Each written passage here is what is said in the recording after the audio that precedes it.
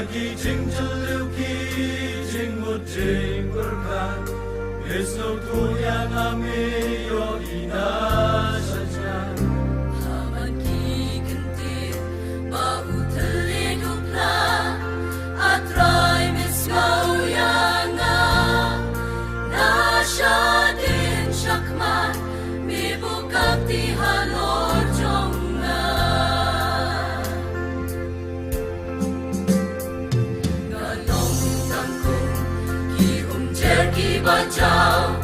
Hap deng kaduriau kabakrau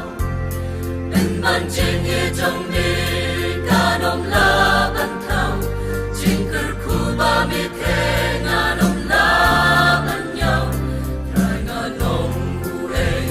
Bagi juyay kenmau Bayan amen jukler Lahari kenja Jing ye jong di kam julen de Shanungan ri Lau men sim jong di atrai Shanungan pen Malikmat jong di kibasyan Langan siang ya jing ya syakirnya Langan her syasun reng di don hangta Shanungan pen na kikmat jong di Try baka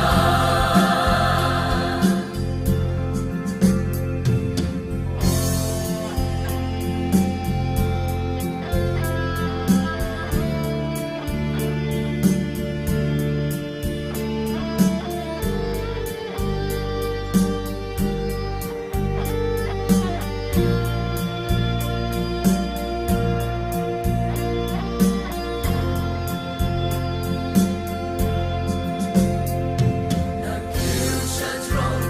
silong kibakenjan, langa makiong kibaktan. Langa hiar siya kilhu, kibatrim siyarkay, kati jong miyanga kam hino marway. Labun singayan, lengba jong kariklaw, bikin mo barabor. Hagak pacong mi Atray nganong ubak kondo Shanungan ri Lau men sim jong mi atray Shanungan pen Malikmat jong mi kibasyan